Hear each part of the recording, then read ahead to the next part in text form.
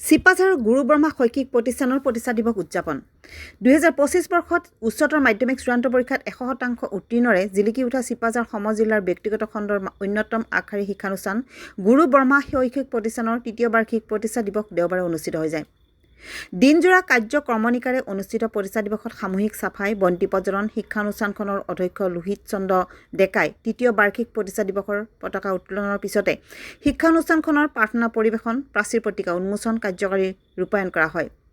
অৱসৰী ৰাজ্যিক কৃতি শিক্ষক শিৱপ্ৰসাদ শৰ্মাৰ সঞ্চালনা অনুষ্ঠিত আশীৰ্বাদ সভা আৰু সম্বৰ্ধনা অনুষ্ঠানত কেইবাগৰাকী বিশিষ্ট ব্যক্তি উপস্থিত থাকে।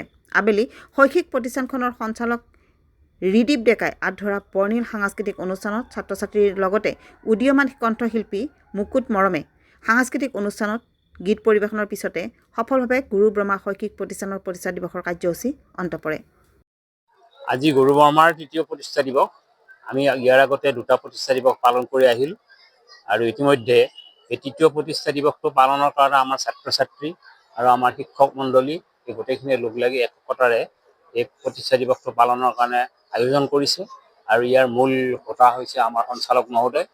আৰু লগতে এই প্ৰতিষ্ঠা দিৱসত আমি যিখিনি কাম কৰিম বুলি ভাবিছিলোঁ সেই কামখিনি হৈছে আমাৰ ইতিমধ্যে যিখিনি ছাত্ৰ ছাত্ৰী ওলাই গ'ল ইয়াৰ পৰা যোৱাবেলি পৰীক্ষাত সুফল লাভ কৰি যথেষ্ট ভাল ৰিজাল্ট এটা কৰি থৈ গুচি গৈছে।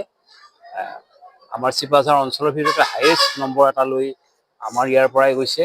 গতিকে সেই ছাত্ৰ ছাত্ৰীসকলকো আমি আমাৰ ফালৰ পৰা একোখন চাৰ্টিফিকেট আমি প্ৰদান কৰিম আৰু লগতে আমাৰ যিখিনি দ্বিতীয় বৰ্ষৰ ছাত্ৰ ছাত্ৰী আছে এইবাৰ এই দ্বিতীয় বৰ্ষৰ ছাত্ৰ ছাত্ৰীখিনিক আমি আশীৰ্বাদ দিবৰ কাৰণে এজন বিশিষ্ট আমি এই অঞ্চলৰে এই কৃতি শিক্ষক ৰাজ্যিক কৃতি শিক্ষক শিৱপ্ৰসাদ শৰ্মাক মাতি আনিছোঁ। তেওঁৰ পৰা আমি নিশ্চয় সেই বস্তুটো আমি দিব পাৰিম, তেওঁলোকক আশীৰ্বাদ দিব আৰু লগতে যিখিনি আমাৰ ইয়াত উপস্থিত হৈছে আহি অভিভাৱকসকল তেখেতসকলকো আমি এই ক্ষেত্ৰত আশীৰ্বাদৰ কাৰণে মাতিছোঁ। তেওঁলোকৰ মুখৰ পৰা আশীৰ্বাদ আমি পাম ইয়াকে আশা কৰি পেলাই এই তৃতীয় বস্তুটো আমি আৰম্ভ কৰিছোঁ।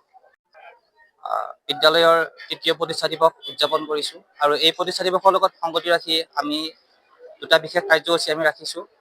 আমাৰ 2025 বৰ্ষত উত্তীৰ্ণ হোৱা ছাত্ৰ ছাত্ৰীসকলক আন্তৰিক সম্ভাষণ যাচিছোঁ আমি আনুষ্ঠানিকভাৱে আজি আৰু 26 বৰ্ষত পৰীক্ষা দিবলগীয়া ছাত্ৰ ছাত্ৰীসকলক আমি আশীৰ্বাদ প্ৰদান কৰিছোঁ আজি আমি আনুষ্ঠানিকভাৱে। আমাৰ বিদ্যালয়ৰ শিক্ষক শিক্ষয়িত্ৰী আমাৰ বিদ্যালয়ৰ পৰিচালনা সমিতিৰ যৌথ সহযোগত এই অনুষ্ঠানখনি আয়োজন কৰা হৈছে।